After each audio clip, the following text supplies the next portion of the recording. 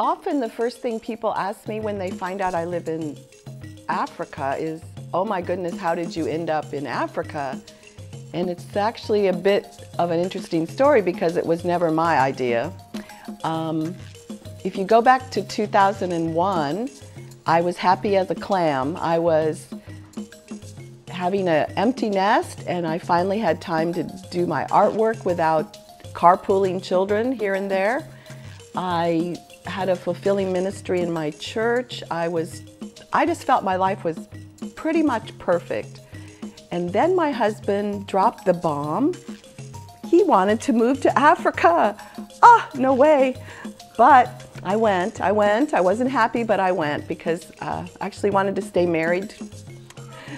And that was pretty much seemed to be the decision. So we began selling everything, packing everything, saying goodbye over 6 or 8 months in time, but it was drawn out and I cried all the way through it. I cried every day. And eventually we were finished and we arrived in Namibia only to find out that our work permit had been denied. So after 6 or 8 months of going and process that I didn't want, I arrived in a country that didn't want me.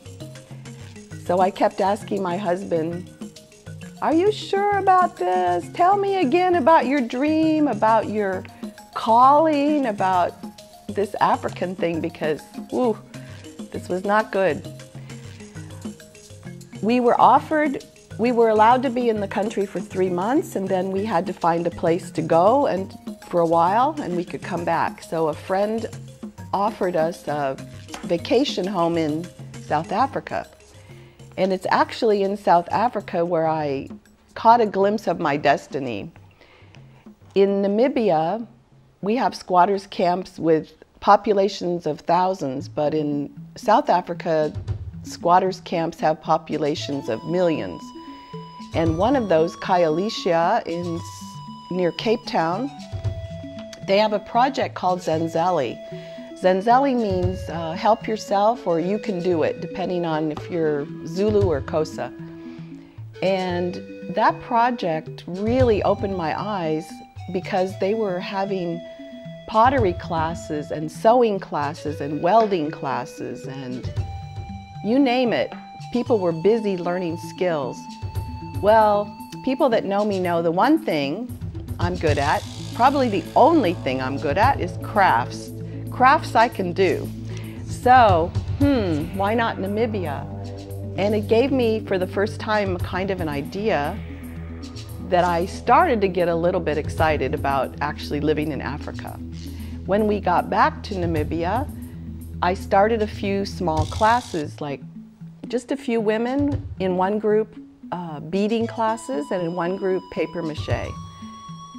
The rest, they say, it's history, because we've grown steadily over the last 9 years since that day. Let me first tell you a little about the ladies that we teach, because for most of you in the first world, it's a life you would not really be familiar with at all. Life in a squatter's camp is not easy, and in Africa, life is not easy for women to begin with, but especially in a squatter's camp.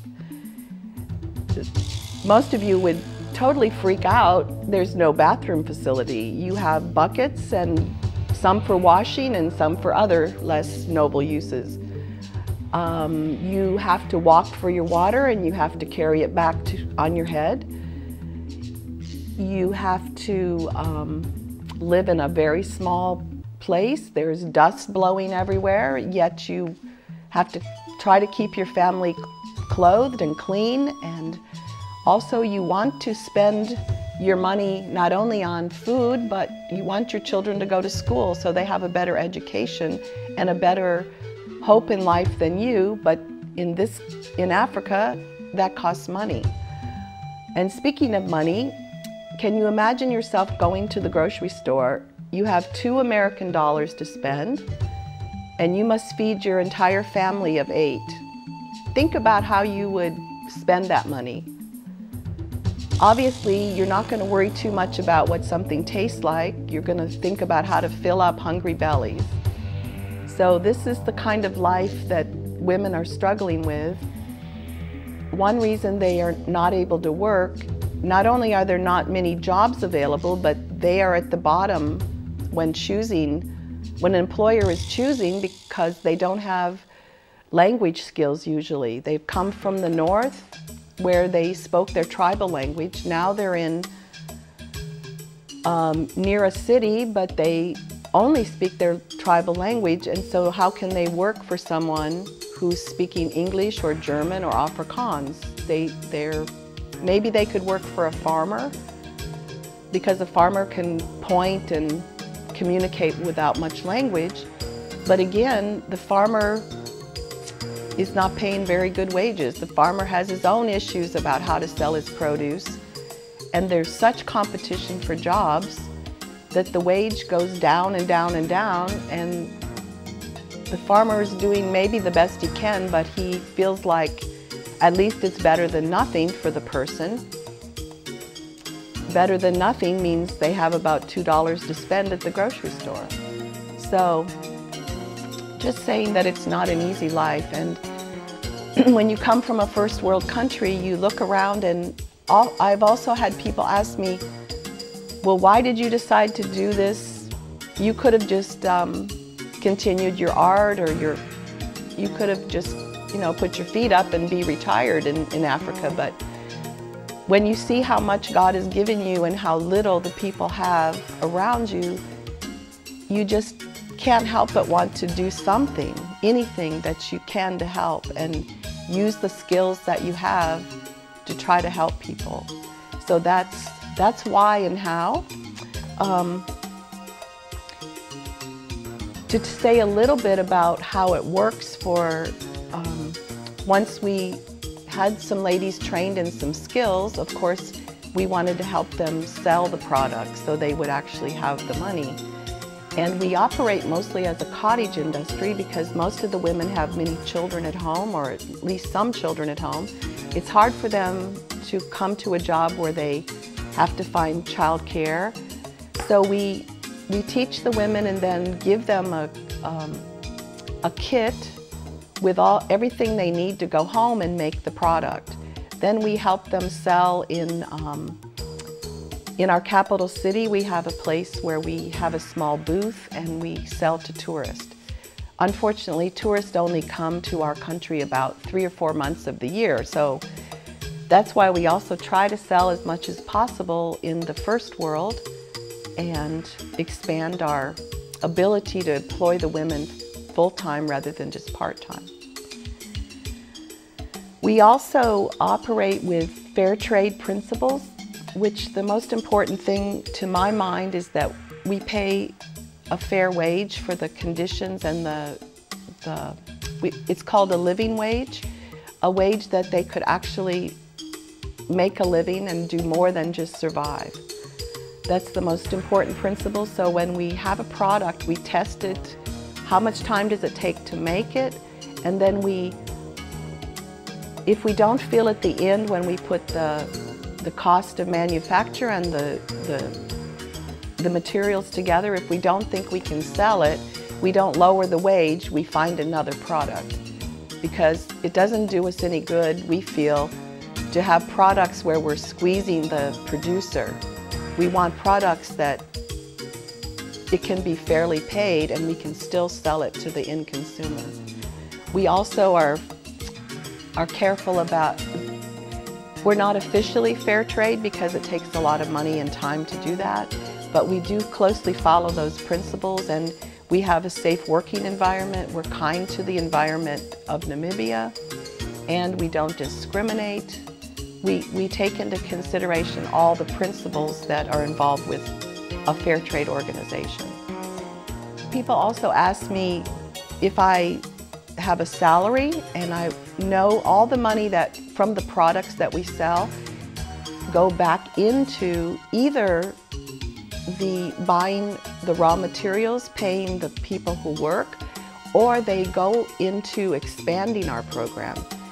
We had a little surplus a few years ago, and that allowed us to introduce a new program, which is making ceramic beads. We had to buy a kiln and clay, lots of tools, paints, glazes, and also there's a big learning curve, which I didn't know at the time. So we lost a lot of money just making mistakes, unfortunately. But all the money does go into the product or into the ladies themselves. No, the ladies don't get all the money for the product, because if you have a business, you know it costs money to run a business. But we are self-sustaining, and that's quite actually unusual for Africa. Most nonprofits have to have money from outside to continue, but we are able to sell our product, pay our people, and continue our product without having extra money come in from outside to support it. So that's actually fairly significant to be able to do that. To tell you something about the different ladies that work for us, just to give you an idea, one lady that we're quite proud of, her name is Jenny Ndumba. She's a single mother. She has 2 children. Her husband had died of AIDS. She very fortunately never acquired that disease herself, but she still has 2 children to take care of, and she's alone. What I admire most about Jenny is that she seems to always have a positive attitude. She's had many bad things happen to her, not only her husband dying, but her house burned once with a fire, and all her beading equipment, beads, and every piece of clothing and item she owned burned up. She picked herself back up and goes on, and that's quite an achievement, to just not give up hope when so many bad things happen. She's a very hard worker, and she's just an inspiration, because I wonder if my attitude could be as good if I had so many things happen to me and lived in that same circumstance as her. She's so happy with her home that she has, and I've just told myself I'll never complain again, because I don't know if I could be really, really happy to have my own tin house that's very small by our standards and live in a very dusty, dry place. But she's very, very happy to have it. Another lady is Hildegard. She started out when we met her. She's one of the first ladies I worked with, and she started out living in a shack, and little by little she's been building a brick home, basically brick by brick, and now 9 years later, the last I checked, she had a roof on her house. It was almost complete, and all of that she's built just by putting her money aside. Because she had a better job and opportunity, she put that money aside and built something really concrete, literally, for herself. What we come up against actually in the first world is our product is not the cheapest product. There are cheaper products, but really, if the product is very cheap, you have to know that people are being paid pennies a day to work. Of course you can buy cheaper products from China, and since you don't exactly know how those products got to you, you think only of price. But I'm promising you, we're paying basically $1 an hour, American dollar an hour, and that's as low as I want to go. So if our products cost more, think about what the people are getting, that the very, very cheap products. They're being basically exploited. So if it's all possible, you can help poverty by buying items that are fair trade, which means they've taken into consideration the producer, and they're paying fairly the producer, not what they can get away with, what's fair. So you can help poverty, pay a little more for something, and feel at peace that the producer got a fair share of that, not just the person exploiting the worker.